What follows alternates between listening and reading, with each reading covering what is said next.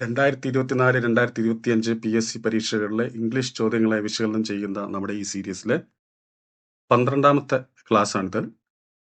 ഈ ക്ലാസ്സിൽ നമ്മൾ പതിവ് പോലെ 20 ചോദ്യങ്ങളാണ് നമ്മൾ ചർച്ച ചെയ്യുന്നത്. ആദ്യത്തെ ചോദ്യപേപ്പറിൽ നിന്ന് 10 ചോദ്യവും അതുപോലെ തന്നെ രണ്ടാമത്തെ ചോദ്യപേപ്പറിൽ നിന്ന് 10 ചോദ്യവും, അങ്ങനെ മൊത്തത്തിൽ 20 ചോദ്യങ്ങൾ. നമ്മൾ ഓരോ ക്ലാസ്സിലും നെക്സ്റ്റ് ക്ലാസ്സിൽ ചർച്ച ചെയ്യാൻ പോകുന്ന ചോദ്യപേപ്പറിൽ ഒരു ക്വസ്റ്റ്യൻ നിങ്ങൾക്ക് തരും. അതിൻ്റെ ഉത്തരം നിങ്ങൾ കമൻറ്റ് ബോക്സിൽ എഴുതണം. അങ്ങനെയാണ് നമ്മൾ നമ്മുടെ റിവിഷനായിട്ട് നമ്മൾ കൊണ്ടുപോകുന്നത്.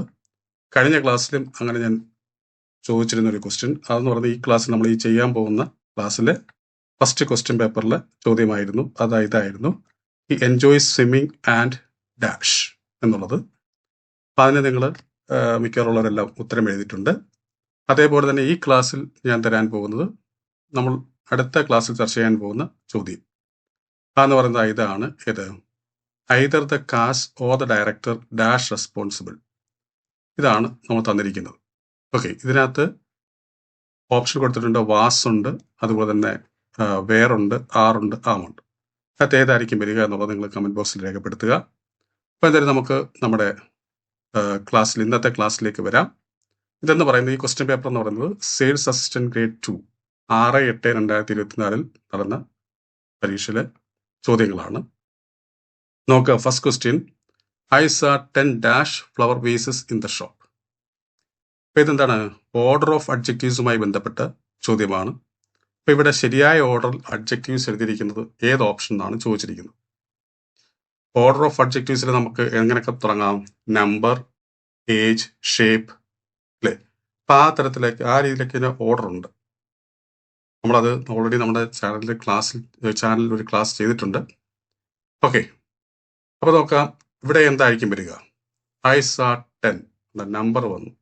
ഇനി എന്ത് വേണം? ഷേപ്പ് വരണം. സ്മോൾ, ദെൻ ആൻറ്റിക്, ദെൻ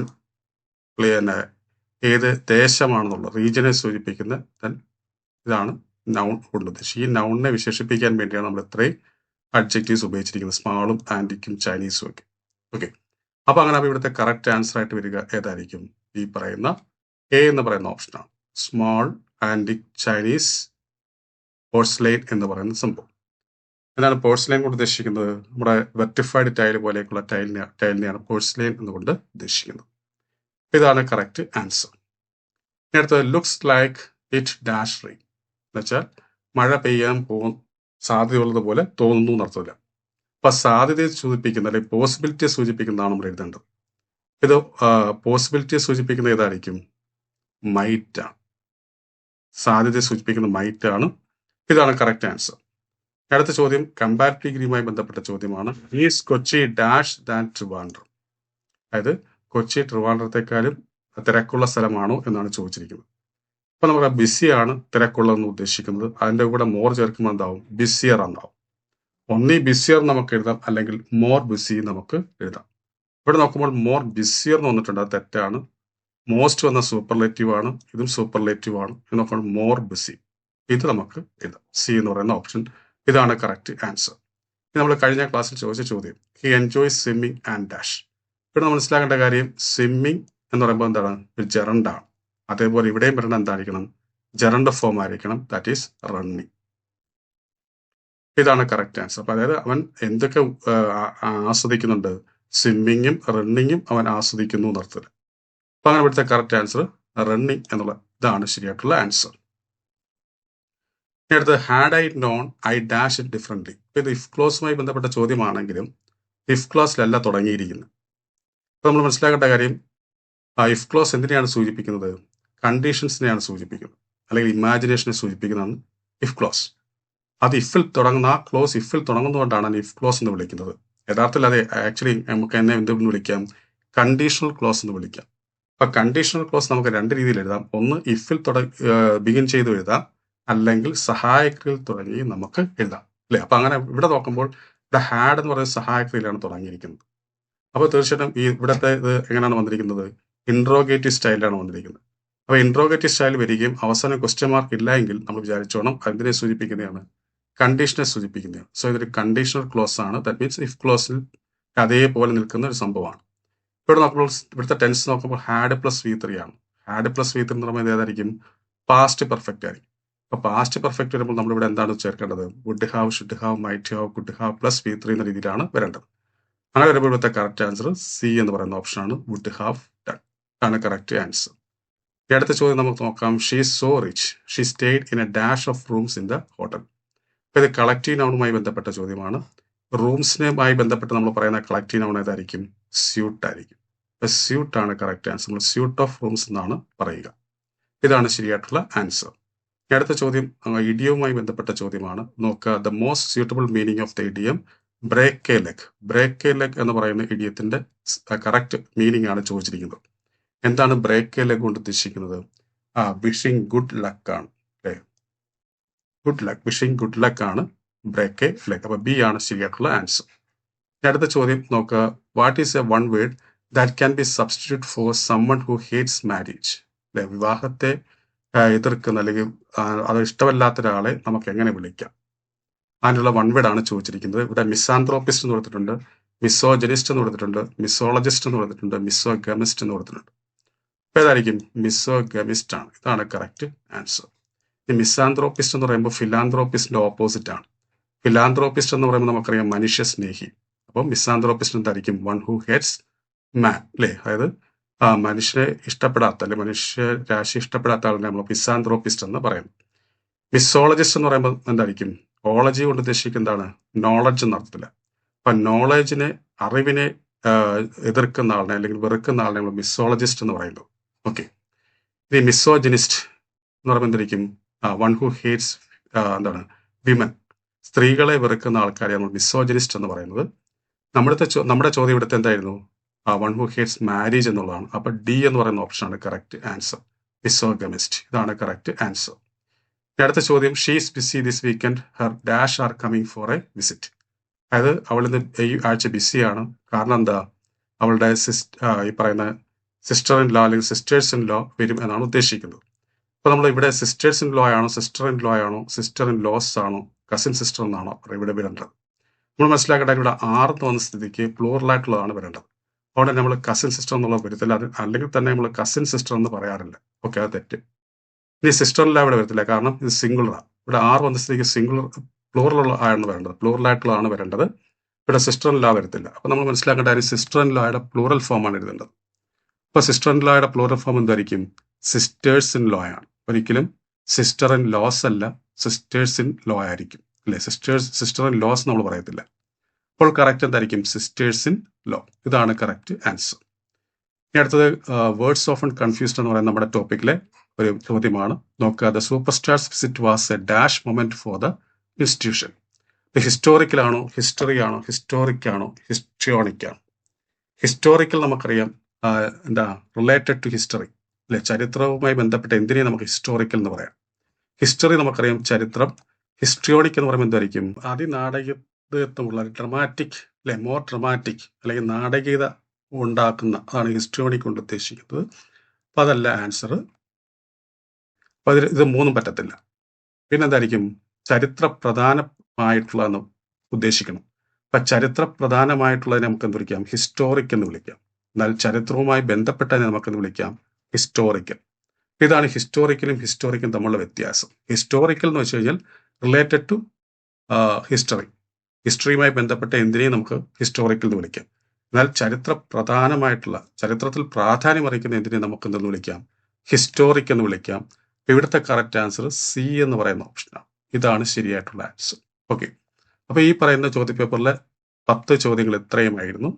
ഈ ചോദ്യങ്ങളും അതിന്റെ ഉത്തരങ്ങളും നിങ്ങൾക്ക് മനസ്സിലായെന്ന് ഞാൻ കരുതുന്നു. ഇനി നമ്മൾ പോകുന്നത് steno typist, clerk typist, typist grade 2 13/8/2024 നടന്ന പരീക്ഷ. ആ പരീക്ഷയിലെ ചോദ്യപേപ്പറിലെ 10 ക്വസ്റ്റ്യൻസ് ആണ് നമ്മൾ നോക്കാൻ പോകുന്നത്. മത്സര പരീക്ഷകളിൽ ഇംഗ്ലീഷ് ആണോ നിങ്ങളെ കുഴപ്പിക്കുന്നത്? എന്നാൽ ഇനി ആ ടെൻഷൻ വേണ്ട. ഇപ്പോൾ തന്നെ രഞ്ജിത്ത് ഇംഗ്ലീഷ് എന്ന ലേണിംഗ് ആപ്പ് ഡൗൺലോഡ് ചെയ്യൂ. Kerala PSC, SSC, UPSC, bank തുടങ്ങിയ എല്ലാ പരീക്ഷകൾക്കുമായിട്ടുള്ള ലൈവ് ആൻഡ് റെക്കോർഡഡ് ക്ലാസുകൾ ലഭ്യമാണ്. Ranjith English makes you smart in English. നോക്കാം. അതിലെ ഫസ്റ്റ് ക്വസ്റ്റ്യൻ നോക്കുക. The publisher told me that my mistakes wouldn't be a problem in the future. I thought he was very kind, but later I realized that he was giving me a left-handed compliment. ഇഡിയവുമായി ബന്ധപ്പെട്ട ചോദ്യമാണ്. നമുക്കറിയാം what does the idiom A left handed compliment കൊണ്ട് ഉദ്ദേശിക്കുന്നത്. എന്തായിരിക്കും A left handed compliment ഉദ്ദേശിക്കുന്നത്? ഇൻസിൻസിയർ complement അല്ലേ? ആത്മാർത്ഥമില്ലാത്ത കോംപ്ലിമെന്റിനെ നമ്മൾ A left handed compliment എന്ന് വിളിക്കുന്നത്. പക്ഷെ അങ്ങനെ ഒരു സംഭവം ഇവിടെ ഇല്ല. പകരം എന്ത് കൊടുത്തിട്ടുണ്ട്? Insulting remark. ഇതാണ് correct answer. Okay, insulting remark എന്നോ അല്ലെങ്കിൽ ഇൻസിൻസിയർ കോംപ്ലിമെന്റ് എന്നോ നമുക്ക് ഇതിനെ വിളിക്കാം. ബി എന്ന് പറയുന്ന ഓപ്ഷനാണ് കറക്റ്റ് ആൻസർ. ഇനി അടുത്ത നോക്കുക. Give a one word substitute for a sudden for a sudden complete failure അല്ലേ? അതിൽ വളരെ പെട്ടെന്നുള്ള ഫെയിലറിനെ നമുക്ക് എന്ത് വിളിക്കാം? ഡിബക്കിൾ എന്ന് വിളിക്കാൻ പറ്റുമോ? ഹോളോകോസ്റ്റ് എന്ന് വിളിക്കാൻ പറ്റുമോ? മാലഡി എന്ന് വിളിക്കാൻ പറ്റുമോ? നെമീസിസ് എന്ന് വിളിക്കാൻ പറ്റുമോ? ഇവിടുത്തെ കറക്റ്റ് ആൻസർ എന്തായിരിക്കും? ഡിബേക്കിൾ എന്നുള്ളതാണ്. എന്താണ് ഡിബേക്കിൾ കൊണ്ട് ഉദ്ദേശിക്കുന്നത്? ഡിബേക്കിൾ എന്ന് വെച്ച് കഴിഞ്ഞാൽ ഈ പറയുന്ന പോലെ എ സഡൻ കംപ്ലീറ്റ് ഫെയിലർ ആണ് അല്ലെ? പെട്ടെന്നുണ്ടാകുന്ന തോൽവിയാണ് നമ്മൾ ഡിബേക്കിൾ എന്ന് പറയുന്നത്. മാലഡി എന്ന് പറയുമ്പോൾ എന്തായിരിക്കും? ഇൽനെസ്, ഡിസീസ് അല്ലെ, എയിൽമെന്റ് അല്ലെ, അതിനൊക്കെ നമ്മൾ മാലഡി എന്ന് പറയുന്നത്. രോഗമോ അങ്ങനെയുള്ള എന്തെങ്കിലും അസുഖത്തെയൊക്കെ നമുക്ക് മാലഡി എന്ന് പറയാം.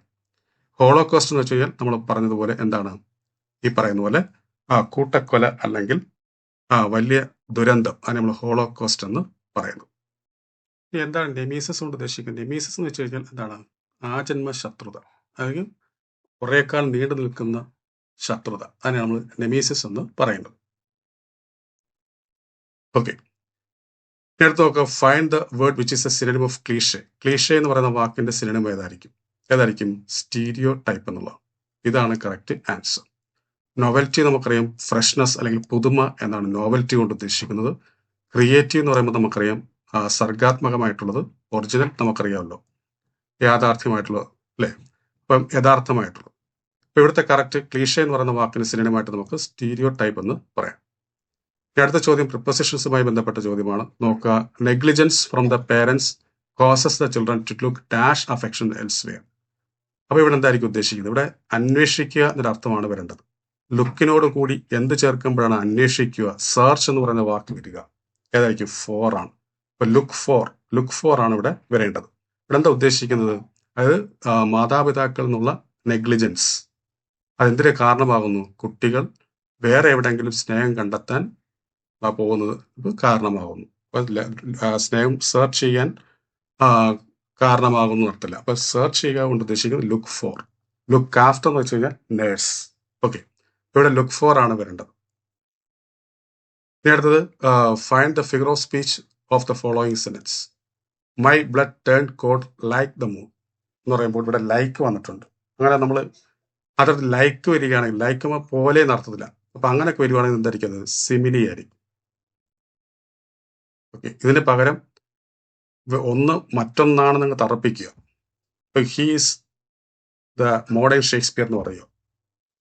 അപ്പൊ നമ്മൾ അവിടെ ഈസാ ഉപയോഗിച്ചിരിക്കുന്നത്. He's like A modern Shakespeare എന്ന് പറയുമ്പോൾ, അല്ലെങ്കിൽ ഹീസ് ലൈക്ക് എ ഷേക്സ്പിയർ എന്ന് പറയുമ്പോൾ അവിടെ സിമിലി വരും. ഹീസ് ദ ഷേക്സ്പിയർ എന്ന് പറയുമ്പോൾ അതെന്തായിരിക്കും? മെറ്റഫർ ആയിരിക്കും.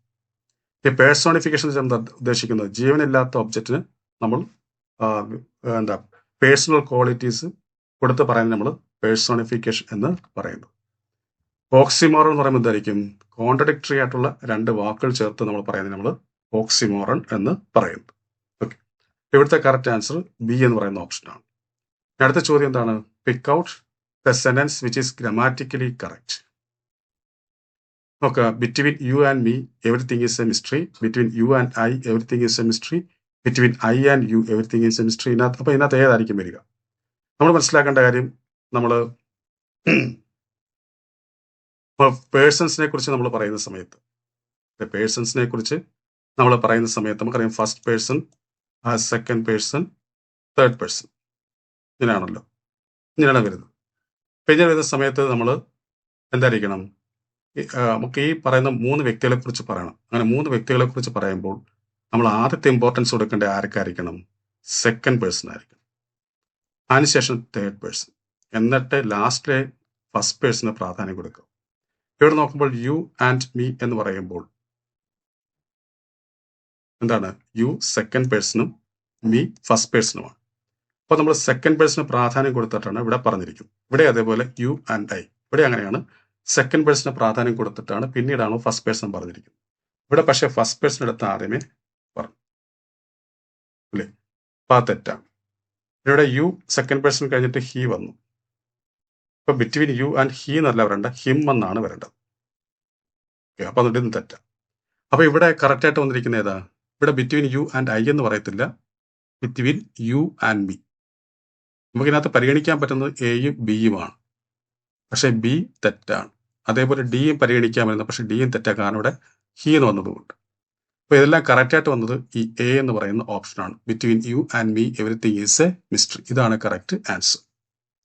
ഇനി അടുത്ത ചോദ്യം, fill in the blanks with an apt phrasal verb. ശരിയായിട്ടുള്ള ഫ്രേസൽ വെർബ് കൊടുത്തെഴുതാനാണ് പറഞ്ഞിരിക്കുന്നത്. നോക്കാം, looking past in life I still can dash what went wrong. ഞാൻ എൻ്റെ കഴിഞ്ഞകാല ജീവിതത്തിലേക്ക് നോക്കി ഇരുന്നപ്പോഴും എനിക്ക് ഇപ്പോഴും എന്ത് ചെയ്യാൻ പറ്റുന്നില്ല, കണ്ടെത്താൻ കഴിയുന്നില്ല എവിടെയാണ് എനിക്ക് തെറ്റ് പറ്റിയത്. അപ്പോൾ ആ തരത്തിൽ മനസ്സിലാക്കുക, അണ്ടർസ്റ്റാൻഡ് ചെയ്യുക എന്നൊക്കെ പറയുമ്പോൾ അതേ അർത്ഥം വരുന്ന ഏതായിരിക്കും? ഫിഗർ ഔട്ടാണ്. ഇതാണ് കറക്റ്റ് ആൻസർ. ഡ്രാഗ് ഔട്ട് എന്ന് ചേർത്ത് എന്താ?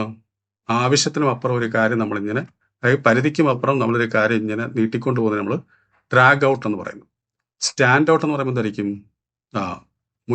മുന്നിട്ട് നിൽക്കാൻ, നോട്ടീസബിൾ ആയിട്ട് നിൽക്കുക, ശ്രദ്ധിക്കപ്പെടുക എന്നൊക്കെയാണ് സ്റ്റാൻഡ് ഔട്ട് കൊണ്ട് ഉദ്ദേശിക്കുന്നത്. ഡ്രോപ്പ് ഔട്ട് എന്ന് പറയുമ്പോൾ എന്തായിരിക്കും? നമ്മൾ ചെയ്തുകൊണ്ടിരുന്ന കാര്യം പൂർത്തീകരിക്കുന്നതിന് മുമ്പ് അതിൽ നിന്ന് പിന്മാറുന്നതിന് നമ്മൾ ഡ്രോപ്പ് ഔട്ട് എന്ന് പറയും. ഓക്കെ, ഇവിടുത്തെ കറക്റ്റ് ആൻസർ ഫിഗർ ഔട്ടാണ്. ഇനി അടുത്ത് നോക്കുക, ചൂസ് ദ കറക്റ്റ് സ്പെല്ലിംഗ്.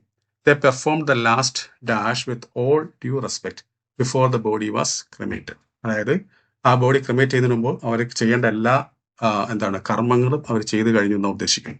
ഇവിടെ കർമ്മം അല്ലെ കർമ്മങ്ങൾ എന്നർത്ഥം വരുന്ന വാക്കാണ് ഇവിടെ വരേണ്ടത്. ഇതെന്താണ്? വേർഡ്സ് ഓഫൺ കൺഫ്യൂസ്ഡ് എന്ന് പറയുന്ന നമ്മുടെ ടോപ്പിക്കിലെ ഒരു ചോദ്യമാണ്. പിന്നെ അത് ഏത് റൈറ്റ്സ് ആയിരിക്കും വരിക? ഈ റൈറ്റ്സ് ആണോ, ഈ റൈറ്റ്സ് ആണോ, ഈ റൈറ്റ്സ് ആണോ, ഈ റൈറ്റ്സ് ആണോ? ഇവിടെ കർമ്മങ്ങൾ, ആചാരങ്ങൾ എന്നർത്ഥം വരണമെങ്കിൽ ബി എന്ന് പറയുന്ന ഓപ്ഷനായ RITES റൈറ്റ്സ് ആണ് വരേണ്ടത്. ഈ റൈറ്റ്സ് നമുക്കറിയാമല്ലോ, അവകാശങ്ങൾ എന്നർത്ഥമില്ല. ഈ റൈറ്റ്സ് നമുക്കറിയാം. ഈ റൈറ്റ്സിന്റെ അർത്ഥം എന്തായിരിക്കും? WRIGHT എന്തായിരിക്കും? എ സ്കിൽഡ് വർക്കർ എന്നർത്ഥമില്ല അല്ലെ, especially in doing wooden works അല്ലേ. അപ്പൊ ഇങ്ങനെയുള്ള തടിയുമായി ബന്ധപ്പെട്ട കാര്യങ്ങളൊക്കെ ചെയ്യുന്നതിൽ സ്കിൽഡ് ആയിട്ടുള്ള വർക്കറിനെ നമ്മൾ റൈറ്റ് എന്ന് പറയും. WRIGHT റൈറ്റ് എന്ന് പറയുന്നു. ഇവിടുത്തെ കറക്റ്റ് ആൻസർ ബി എന്ന് പറയുന്ന ഓപ്ഷനാണ്, RITES റൈറ്റ്സ്. ഓക്കെ, അടുത്ത ചോദ്യം, identify the sentence which is in the passive voice. ഈ തന്നിരിക്കുന്ന സെന്റൻസിൽ പാസീവ് വോയിസിനെ ഏതാണെന്ന് കണ്ടെത്തുക. ഒരു സെന്റൻസ് പാസീവ് വോയിസ് ആണെന്ന് കണ്ടെത്താനുള്ള എളുപ്പമാർഗം എന്താണ്? അവിടുത്തെ ആ സെന്റൻസിലെ വെർബ് നോക്കുക. ആ വെർബ് എങ്ങനെയാണെങ്കിൽ ബി ഫോംസ് പ്ലസ് V3, ബിയുടെ രൂപങ്ങൾ പ്ലസ് V3 എന്ന രീതി വന്നിട്ടുണ്ടെങ്കിൽ അതെന്തായിരിക്കും? പാസീവ് വോയിസ് ആയിരിക്കും. ബി ഫോംസ് എന്ന് പറയുമ്പോൾ ഏതൊക്കെ വരാം? Is, am, are, was, were, has been, have been, had been, been, be. ഇതിൽ പെടുന്ന ഏതെങ്കിലും ഒന്ന് വന്നു കഴിഞ്ഞാൽ അതെന്തായിരിക്കും? ബി ഫോംസ് ആയിരിക്കും. പിന്നെ അതിനുശേഷം ഒരു V3 ഫോം കൂടെ വന്നു കഴിഞ്ഞാൽ ആ സെന്റൻസ് എന്തായിരിക്കും? പാസീവ് വോയിസ് ആയിരിക്കും. ഇവിടെ നോക്കുമ്പോൾ ഇവിടെ ഹാസ് ആണ് വന്നിരിക്കുന്നത്. ഹാസ് ഒരിക്കലും ബിയുടെ ഫോം അല്ല, ഹാവിന്റെ ഫോമാണ്. അപ്പോൾ അതിന് തെറ്റി. ഇവിടെ ഹാഡ് വന്നിട്ടുണ്ട്. ഹാഡ് എന്തിന്റെ ഫോമാണ്? ഹാവിന്റെ രൂപമാണ്, ബിയുടെ ഫോം അല്ല.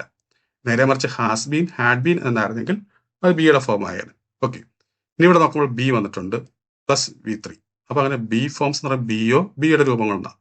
ഇവിടെ ബി തന്നെ വന്നിട്ടുണ്ട്, അതിനുശേഷം V3. അപ്പൊ ഇത് passive voice, B plus V3. അപ്പൊ let him be invited to the party. അപ്പൊ ഈ സി എന്ന് പറയുന്നതാണ് ഇവിടുത്തെ കറക്റ്റ് ആൻസർ. അടുത്ത നമുക്ക് നോക്കാം, ഇവിടെ ബി ഫോംസ് വല്ലതും വന്നിട്ടുണ്ടോ? ഇല്ല, ഇവിടെ ഷാളാണ് വന്നിരിക്കുന്നത്. അപ്പൊ അതും അല്ല. അപ്പം ഈ സി എന്ന് പറയുന്നതാണ് ഇവിടുത്തെ കറക്റ്റ് പാസീവ് വോയിസ്. നമ്മൾ പാസീവ് വോയിസിലേക്ക് പെട്ടെന്ന് വന്നെങ്ങനെ അവിടുത്തെ വെർബ് നമ്മൾ നോക്കി. ആ വെർബ് ഫോം നോക്കിയപ്പോൾ അവിടെ ബി പ്ലസ് V3 അല്ലെങ്കിൽ ബിയുടെ രൂപങ്ങൾ പ്ലസ് V3 അങ്ങനെ വന്നു കഴിഞ്ഞാൽ അതെന്തായിരിക്കും? പാസീവ് വോയിസ് ആയിരിക്കും. അപ്പൊ അങ്ങനെ ആകുമ്പോൾ ബാക്കിയുള്ള എല്ലാം എന്തായിരിക്കും? ആക്റ്റീവ് വോയിസ് ആയിരിക്കും. അങ്ങനെ ബി ഫോംസ് പ്ലസ് V3 അല്ല എങ്കിൽ അത് ആക്റ്റീവ് വോയിസും, അവിടുത്തെ verb B forms plus V3 എന്നായിരുന്നെങ്കിൽ അത് പാസീവ് വോയിസും ആകും. ഓക്കെ, അപ്പൊ ഇവിടെ അങ്ങനെ വന്നിരിക്കുന്നത് സി എന്ന് പറയുന്ന ഓപ്ഷനാണ്. അപ്പൊ അതാണ് കറക്റ്റ് ആൻസർ. ഇനി നമ്മുടെ ഈ ക്ലാസ്സിൽ ലാസ്റ്റ് ക്വസ്റ്റ്യൻ നോക്കുക. Choose the appropriate question tag.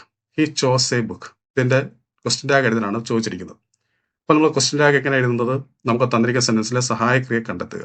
എന്നിട്ട് അതിനുശേഷം തന്നിരിക്കുന്ന സെന്റൻസ് പോസിറ്റീവ് ആണെങ്കിൽ ആ സഹായക്രിയയുടെ കൂടെ നെഗറ്റീവ് മീനിങ് ഇൻഡ് ചേർക്കുക, നോട്ടിന്റെ വീക്ക് ഫോമായി ഇൻഡ് ചേർക്കുക. എന്നിട്ട് തന്നിരിക്കുന്ന സെന്റൻസിലെ സബ്ജക്റ്റിന്റെ പ്രൊനൗൺ ഫോം എഴുതുക. ഓക്കെ, പക്ഷെ ഇവിടെ നോക്കുമ്പോൾ നമുക്കങ്ങനെ സഹായക്രിയ നേരിട്ട് കാണാൻ പറ്റുന്നില്ല. അപ്പോൾ നമുക്കൊരു സെന്റൻസിൽ സഹായക്രിയ നേരിട്ട് കാണാൻ കഴിയുന്നില്ല എങ്കിൽ അത് അവിടെ എന്ത് മനസ്സിലായിക്കോണം? അവിടുത്തെ സഹായക്രിയ ഒന്നുകിൽ ഡു ആയിരിക്കും, അല്ലെങ്കിൽ ഡസ് ആയിരിക്കും, അല്ലെങ്കിൽ ഡിഡ് ആയിരിക്കും. ഇതിനകത്ത് ഏതെങ്കിലും ഒന്നായിരിക്കും അവിടുത്തെ സഹായക്രിയ. ഈ ഡു ആണെങ്കിലോ ഇവിടെ ചൂസ് ആണ് ഉദ്ദേശിച്ചത്. ചൂസിന്റെ പാസ്റ്റ് ടെൻസ് ആണ് ചോസ്. അപ്പൊ ഡു ആണെങ്കിൽ ആ വെർബിന്റെ യഥാർത്ഥ രൂപത്തിൽ തന്നെ വന്നേനെ. ഇവിടെ ചൂസ് എന്നായിരുന്നെങ്കിൽ നമുക്ക് മനസ്സിലാക്കണം അതവിടെ ഡു ആണ് സഹായക്രിയ എന്ന്. എന്നാൽ ആ വെർബിന്റെ കൂടെ യെസ് വരികയാണെങ്കിൽ, ഇപ്പൊ ചൂസസ് എന്നായിരുന്നെങ്കിൽ അവിടെ എസ് വന്നിട്ടുണ്ട്, അങ്ങനെ എസ്സിൽ അവസാനിക്കുന്നുവെങ്കിൽ നമ്മൾ മനസ്സിലാക്കണം അവിടുത്തെ സഹായക്രിയ എന്തായിരിക്കും? ഡസ് ആയിരിക്കുമെന്ന്. എന്നാൽ ഇ ഡിയിലോ ഡിയിലോ ഐ ഇ ഡിയിലോ അവസാനിക്കുന്നുവെങ്കിൽ നമ്മൾ മനസ്സിലാക്കണം അവിടുത്തെ സഹായക്രിയ ഡിഡ് ആയിരിക്കണമെന്ന്. പക്ഷെ അങ്ങനെ അല്ലാത്ത ഇതുപോലുള്ള എന്താണ് സഹായക്രിയയും അല്ലെങ്കിൽ വെർബും ഉണ്ട് V2 ഫോമിൽ വരുന്നത്. അപ്പൊ അതിനെ നമ്മൾ ഇറഗുലർ വെർബ് എന്ന് പറയും. അങ്ങനെ പെടുന്നതാണ് ഈ ചോസ് എന്ന് പറയുന്നത്. ചൂസിന്റെ V2 എന്തായിരിക്കും? ചോസ് ആണ്. അപ്പൊ അങ്ങനെ ആകുമ്പോൾ V2 ആകുമ്പോൾ അതിന്റെ അർത്ഥം എന്താ? അവിടെ ഡിഡ് ഉണ്ടെന്നുള്ളതാണ്. അപ്പൊ ഡിഡ് വരുമ്പോൾ നമുക്കിവിടെ അറിയാം സഹായക്രിയ ഡിഡ് ആണ്. ഓക്കെ, ഇനി നമ്മൾ എന്ത് ചെയ്യണം? ഇത് പോസിറ്റീവ് ആയതുകൊണ്ട് നോട്ടിന്റെ ഇന്റർവ്യൂ ചേർക്കണം.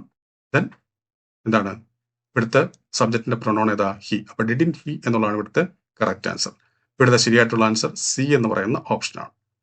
ഓക്കെ, അപ്പൊ നമ്മുടെ ഈ ക്ലാസ്സിൽ 20 ചോദ്യങ്ങൾ നമ്മൾ ചർച്ച ചെയ്തു. ആദ്യത്തെ ചോദ്യ പേപ്പറിൽ നിന്ന് 10 ക്വസ്റ്റ്യൻസ്, രണ്ടാമത്തെ ചോദ്യ പേപ്പറിൽ നിന്ന് 10 ക്വസ്റ്റ്യൻസ്. ഇപ്പൊ നമ്മൾ ചർച്ച ചെയ്യുന്ന ഈ ചോദ്യ പേപ്പറിന്റെ പ്രത്യേകത എന്ന് പറയുന്നത് അത് മൊത്തത്തിൽ 20 ചോദ്യങ്ങളാണുള്ളത്. ഓക്കെ, നമ്മൾ ഓൾറെഡി 20 ചോദ്യങ്ങൾ ചർച്ച ചെയ്ത സ്ഥിതിക്ക് ഇനി ബാക്കിയുള്ള 10 എണ്ണം നമ്മൾ അടുത്ത ക്ലാസ്സിൽ ചർച്ച ചെയ്യുന്നതായിരിക്കും.